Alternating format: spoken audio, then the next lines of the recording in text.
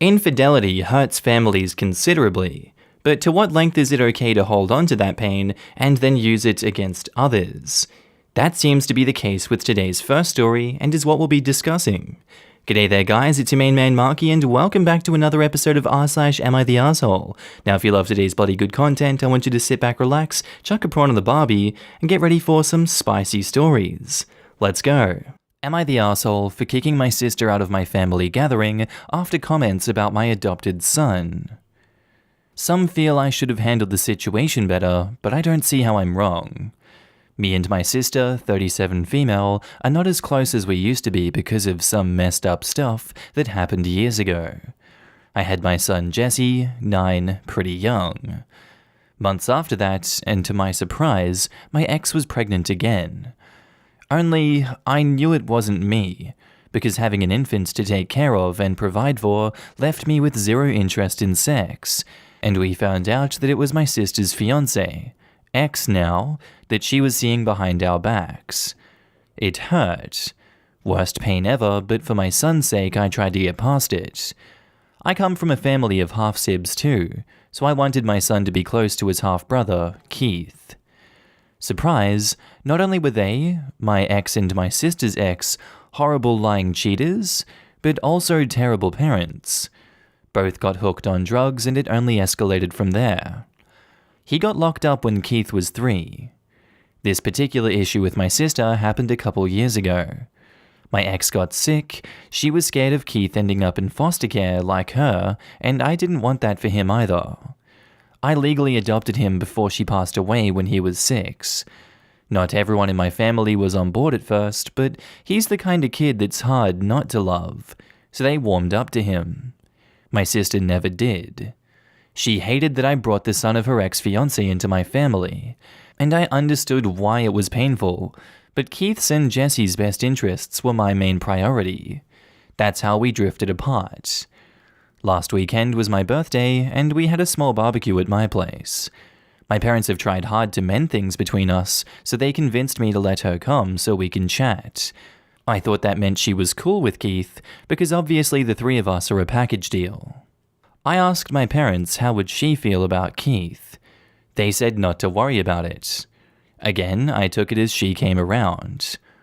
Only she wasn't told he would also be present. But how could he not be? He lives there. My sister got there, and she was mad when she saw him. She very specifically said, "I thought this was family only. What's he doing here?" Loud enough where he could have easily heard, but thankfully he was playing with his brother. My sister was pissed because my parents told her Keith wouldn't be around, and I got pissed when she told me that she didn't want him here, expecting me to do something about it. So I just told her to leave, and she's not welcome here then. There was some back and forth from her and my parents. I didn't want that kind of talk around my sons, so I still made her leave. My mum seems to think I was a huge asshole for kicking her out of my party instead of trying to work things out. Something like, they take Keith somewhere out of sight while me and her talk. But to me, what's the point of us working it out if that's how she still feels towards my son? Well, this is still causing some conflict since I escalated the feud by making her leave instead of actually talking to her. Am I the asshole? OP has offered the following explanation for why they think they might be the asshole. I made the situation worse with my sister by kicking her out of my party instead of compromising for her and talking things out. Personally, I don't think you made the situation worse. I think you diffused the situation, and if she's this angry about the son, I don't think there's any changing that in an efficient manner and in a good manner while she's at this party angry. I think the best thing for you to do was to kick her out, and it was best for everyone to not have her there causing a scene. Your parents obviously aren't viewing it that way, and I don't understand why they're not. Regardless, I think that you're not the asshole for this one. Your sister very much is. Now in the comments, not the asshole. Regardless of what happened in the past between consenting adults, Keith is a child and is absolutely innocent. Bless you, OP, for having such a huge heart and opening up your home to another son. You rock. Who wants to bet that poor kid heard but pretended not to? Yeah, Little ears hear everything. When my son was 1, we bought a new AC unit and I mentioned in passing to my in-laws that we used the vacation money for it. Weeks later, I was looking at pictures of my son's daycare playgroup with him and he points at one of his friends, Abby. I said, yes, Abby's on vacation this week. That's why she's not at daycare. And he looked at me, pointed at the AC and said, vacation. They hear and remember everything. Leslie laughs, says, let me get this straight. Essentially, the same exact thing happens to both you and your sister. You were both cheated on, and you do a remarkably decent thing and adopt the child that resulted from it, yet she can't even be in the same room as said child? Why does she think that her pain from said incident is so much more traumatic than yours? Does she even realize, comparatively speaking, what a petty little human she must be? Dude, you are so not the asshole, and kudos for being a generally good human. We need more people like you in the world today. And the OP replies, I don't know. People handle this stuff different, I guess. For me, I had my son to think about, and that I didn't want him growing up without knowing his other brother. Therapy for sure was a huge help. I wish she'd believe in that kind of thing, or at least give it a try. US Justice Department replies, she's chosen to handle it like a brat and to punish a child. Keith is old enough for her to have plenty of time to process her loss. Also, Keith lost his mum and bio dad as a child. She, on the other hand, lost a crappy fiancé as an adult. It's really pathetic that she doesn't have a sense of perspective here. You don't take crap out on kids. They're innocent. You give them the best, and you are kind to them. Period. You have a good heart. Trust your instincts and enjoy your babies. Lord knows they grow up too fast for you to waste time on anyone who doesn't love them and support them as you parent them. Our next post is by user AmITheA, titled, Am I the asshole for shutting off the movie halfway through and making my boyfriend feel bad? So my boyfriend Wyatt and I always watch movies together every time we have days off that end up on the same day, especially since the pandemic. And we go back and forth on who picks the movie. But I've noticed he's usually talking through my movie choices, either pointing out plot holes or just talking down about the movie in one way or another. I never act this way when it's his turn to pick the movie, even if I don't care for it. Like the last movie he chose, The Fountain. I was so confused until halfway through, and then bored for the rest of the film. But I didn't talk during the movie or constantly dump on it either. And even at the end when he asked what I thought, I said it was alright, even though I thought the movie wasn't good. I tried to do a bunch of things all at once and ended up doing nothing, but he seemed really fond of it, so I didn't want to hurt his feelings. But he doesn't seem to have that mindset when it comes to him watching my picks. I've told him to shush and to just watch the movies, but he just sighs loudly and says they're boring. If I tell him to stop, he gets all huffy and goes totally silent, and usually takes his phone out to play a game or scroll the internet, totally ignoring me and the movie. It really hurts my feelings. And yesterday was my turn to choose again, and I picked a good movie that really hit me hard as a kid. I bawled when I first watched it, and I still tear up to this day. And I told him the movie was special to me, but he barely got 10 minutes into it before he started up, saying that it was boring and childish. It's a kid's movie, but that doesn't make it boring. I was getting upset, and before the big part of the movie even got close, I just couldn't take it anymore. I felt like him acting this way during a super important part would ruin the movie for me, maybe forever. So I just got up and turned it off. He asked what I was doing, and I told him I didn't want to have the movie ruined for me, so it was better if I just turn it off. He said I was being a baby and to turn it back on. I refused and just told him to pick something to watch instead, then I sat on the couch. He got mad and said that if I was going to be dramatic like this, then he didn't want to watch anything with me, and got up and went to his room and slammed the door. This happened the other day, and he's been giving me the cold shoulder, and when I asked why, he said he wants an apology for making him feel like dirt. Should I apologize? Did I really make a huge deal out of just a movie? Am I the asshole? I've gotten a lot of comments and IMs asking what the movie I chose was.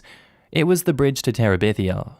It's not the best movie ever, but it was the first kids movie I watched when I was young that really moved me and made me cry. I personally think that The Bridge to Terabithia, it was a great movie, and still is, and I honestly thought that was the first movie that came to mind when they mentioned this, so much so that I went and watched the trailer, and then the death scene, and Jesus. Yeah, no, still hurts a little bit, that one. Critiquing a movie that your friend really likes while still watching the movie is a bit of a dick move. It's not the time and place. Maybe if they're into that thing and it's a joke between you guys, that's fine, but obviously it isn't cool with OP, and the boyfriend continues to do that regardless. And obviously the double standard of him not doing it when it's his movie sucks also. OP doesn't need to apologize for making him feel like dirt when I feel like he's done much worse in this instance. You didn't make a huge deal out of just a movie. It goes beyond that. It's out of his actions and his habits and the way he's continuously treated you. He feels bad that he's getting backlash now for it. That's not something to be apologetic about. I'd say continue on the path that you're on, OP, not the asshole. Now in the comments, not the asshole. Major red flags I see, and he definitely is the asshole and owes you the apology. I just love how he throws a temper tantrum about her being too dramatic. You calmly explained that he was ruining it for you, and in his attempt to tell you how you're overdramatic, he acts like a toddler. Hypocrisy like that makes me laugh, and I would have probably done so in front of him. And remark that it's funny how he thinks him being a toddler was going to change how I felt about his ruining my movie, and laugh openly all the time at his hypocrisy. People like that, you shouldn't even waste time or energy engaging or getting mad at. You won't fix or change anything. You'll just make yourself tired in the end. He reminds me of the guy that yelled at me for being a drama queen and putting on a little scene for everyone when I talked calmly and he turned red and pounded the table. But you know us women, always full of the drama. Not the asshole. It's unfortunate that he can't see past his own self-interests. I do see some red flags here. In a healthy relationship, even if you don't get your partner's interests, you still show some respect.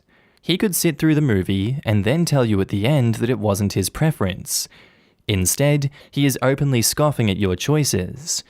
There's a bit of gaslighting going on too. He was the one who set a disrespectful tone, and when you react accordingly, he tries to twist the situation to make you feel like the dramatic one. I realize that too often on Reddit, breakups are encouraged, but I really do think, at minimum, you need to take a hard look at your relationship. Yeah, cancel movie night, end this relationship. The way he belittles you ain't it. Seriously, he doesn't have to like everything she does, just not go out of his way to ruin it. How hard is it to just shut up for an hour or so and then say, wasn't really my thing? He's going out of his way to be crappy to her. Not a keeper. Throw that fish back in the pond. And not the asshole. I can't really say what I want to without violating some of the rules here about being civil, so I'll just say that he's treating you like crap.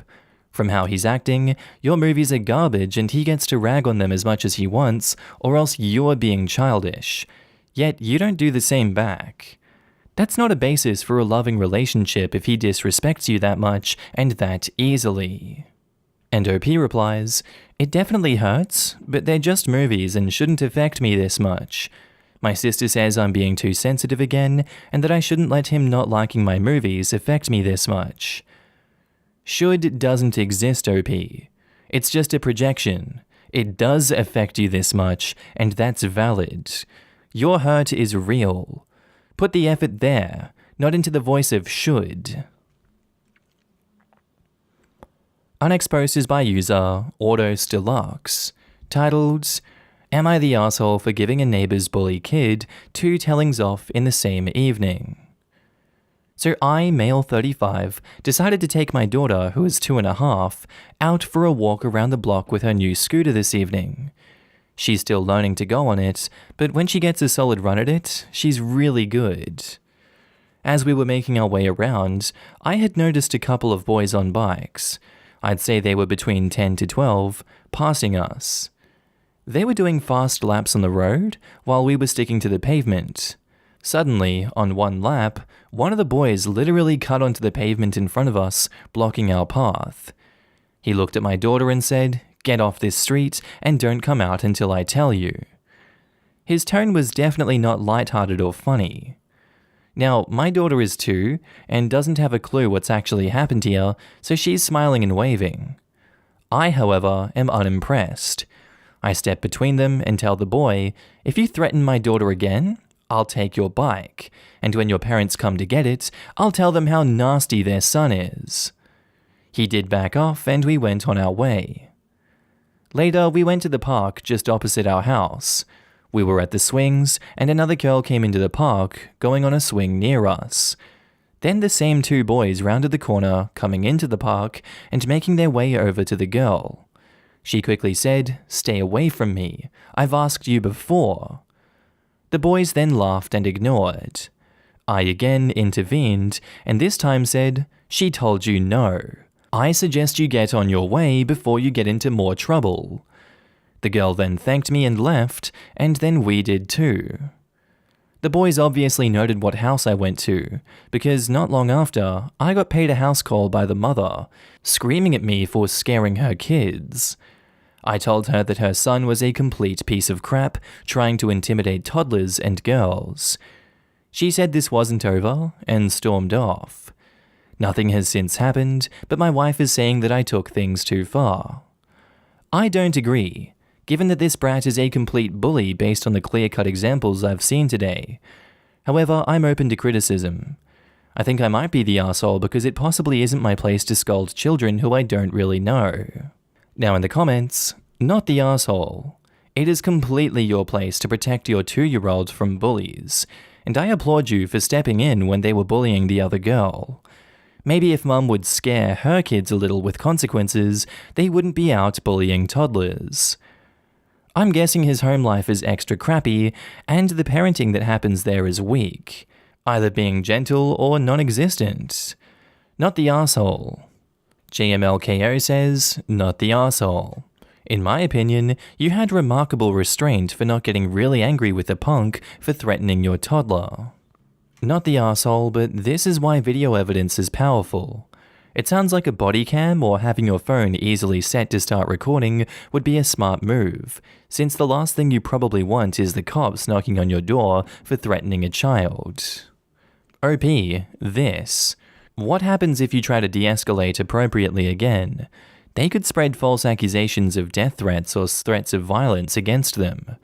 Having that video footage providing that you acted completely cordially and proving them to be threatening will keep you and others safe from false blame and will ensure the rats receive justice should they attempt to escalate things.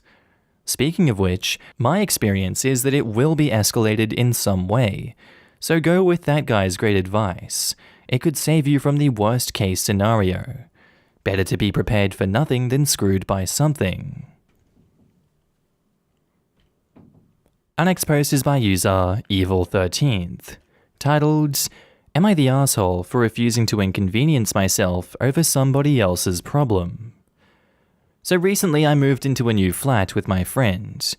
We've looked into renting a flat specifically with a balcony because we're both smokers.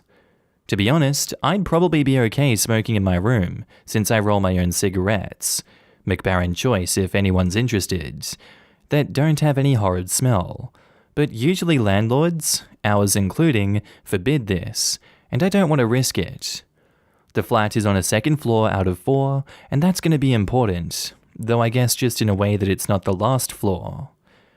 For 2 months, everything was good and dandy, but yesterday, I've had my first encounter with our upstairs neighbor. I went for a smoke after coming home from work at around 2 a.m., and as I'm standing on my balcony and enjoying my last ciggy of the day, I hear someone going, "Good evening, can you not smoke on your balcony?"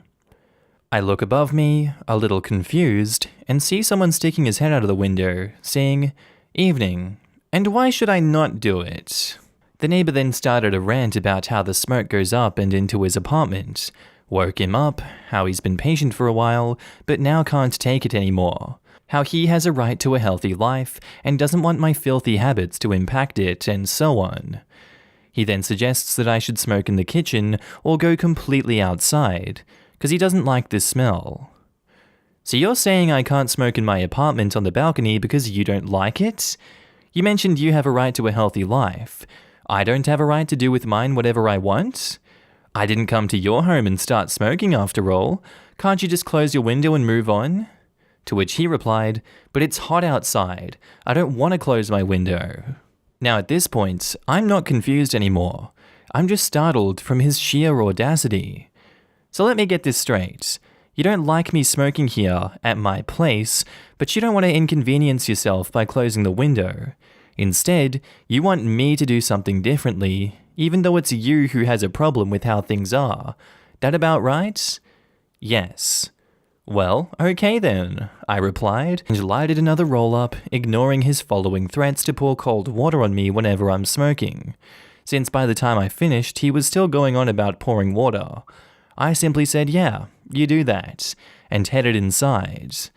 So I guess the question is, am I the asshole here, or is he just an entitled jerk after all? Now in the comments, Find Me Elsewhere says, you're the asshole if your smoke is blowing into his apartment. Yes, it's your balcony, but seriously, if it's going from your balcony to his apartment, then of course you are. Why should they have to suffer your second-hand smoke just because you don't want the inconvenience of smoking elsewhere? People can argue all day about who has the rights and who should be inconvenienced, so I think this really just comes down to whatever rules have been set by whoever owns or manages the building. If people are allowed to smoke on their balconies, then there's not much the neighbor can do or say about it. I live in a condo, and the rule here is no smoking anything inside, but people are allowed to smoke on their balconies and patios. I don't smoke, and yes, sometimes the smell of other people's smoke comes into my condo if the wind is blowing it in my direction. I knew the rules before I moved in, and I agreed to them, so now I don't get to demand that all the smokers on my side of the building have to go somewhere else to smoke. This sub hates people with entitled attitudes who make demands of others, unless that demand is to tell someone they can't smoke a perfectly legal substance on the property that they pay to live with permission from the owner to do so. I get why people hate smokers, but if that's the case, they should live somewhere that explicitly prohibits all smoking. Well, it's generally legal to burn dog turds, but if you regularly do so and the smoke gets in your neighbor's house, people are going to think you're an asshole. People would probably think you're an asshole because that's not a common practice and completely unrelated to this. So you're saying how common a practice it is determines whether you're an asshole? That's not a very good way to decide such things. You're the asshole. Your blowing smoke all over is creating a health hazard that invades his space and prevents neighbors from healthily and happily enjoying their own balconies and homes, much like playing drums at 2 a.m. would. Your right to smoke on your balcony ends where the communal airspace and quality begins, unlike his right to not inhale toxins and enjoy the balcony that he's paying for. And it may well be against your landlord's policy/lease to smoke on balconies within X feet of the property. It's not allowed anywhere at my apartment, including balconies and the parking area. I loathe smokers, and their view that it's okay to pollute common space because others can just leave. Also, I guarantee you that your cigarettes, home-rolled or not, reek and still infiltrate his bedroom even with the windows closed. Houses draw ventilation from outside, and the filters don't cleanse smoke all the way out. And Illegitimate Cactus says, I'm gonna say not the asshole. You pay for the apartment and building, and unless it's specifically stated in your lease that you cannot smoke on the balcony, then you have every right to. All cigarettes smell like crap. It took me months after quitting to actually smell them, but even still. If your lease doesn't say that you can't smoke on your balcony, then he can close his windows. During the winter, I love having my windows open. I love the cold. My neighbors downstairs used to smoke both weed and cigarettes, and we could smell it. So we'd close the windows while she smoked, and then opened them again. I went and had an adult conversation with her and simply asked that after 1 a.m. she not smoke on her balcony, as that's when we went to bed. And we truly enjoyed having our windows open. She obligingly agreed, and it became a non-issue. She would either hop over her balcony on the first floor to smoke further away, or would go outside to the parking lot. Now, you need to check your lease, as it might explicitly state that you are not allowed to smoke on the premises. Also, plenty of apartments are fully non-smoking apartments, and if somebody has such an issue with smoke, then they can move into one of those. That's not your problem. Alright guys, that's the end of the video. Friendly reminder that I'm now posting daily on my second channel, AmITheA. If you want to laugh at memes with me, link is down in the description below. On phone, you just click that little arrow underneath the video. I also want to say thank you to all my channel members and Patreon subscribers. Your names are currently floating down the screen here, and I love to see all of you guys. Thank you for joining me on this journey. Thank you for supporting me. I really appreciate it. If you see yourself on screen, I want you to give yourself a big pat on the back for being amazing as always, and thank you for supporting me again. I do hope that you guys have a good day, night, sleep, whatever it is you're up to. I'll see you in the next video. Bye.